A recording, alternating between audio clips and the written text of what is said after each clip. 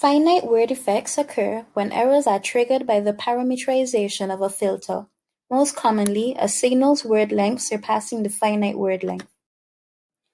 Overflow errors are born when a signal grows past the finite set of values. Saturation and wraparound are solutions to this problem, though wraparound is more prone to errors. Precision errors are often caused by value parameters being too small. Proper scaling techniques are used to prevent side effects such as filter instability.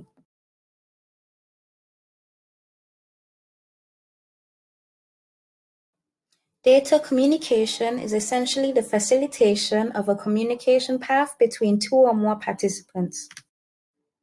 The main principles of data communication are the data source, the transmitting device, the transmission medium, the receiving device, and the destination. Transmission speed is determined by the medium's bandwidth. Its bandwidth is measured by bits per second and baud rate. Transmission direction is the path data travels between sender and receiver.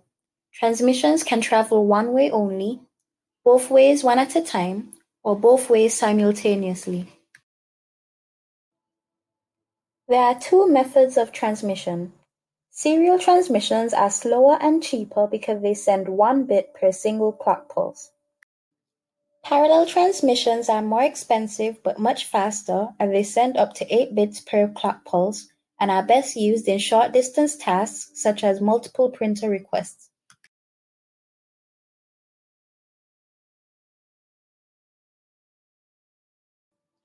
Modulation is the conversion of data into radio waves by manipulating a waveform that holds a constant height, frequency, or amplitude.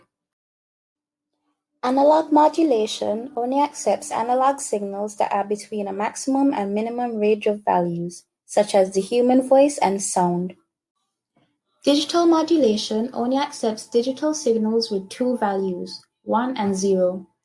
Data is manipulated using line coding, which uses one or more voltages to represent data as discrete signals. For signals to exist at their opposite state, it is necessary for them to pass through the proper conversion unit. Pulse code modulation is used to convert analog signals to a digital form using the techniques sampling, quantization, and encoding. Digital to analog conversion requires a carrier that accepts analog signals to complete the process. The method used is based off the analog signal characteristics, amplitude, frequency, and phase.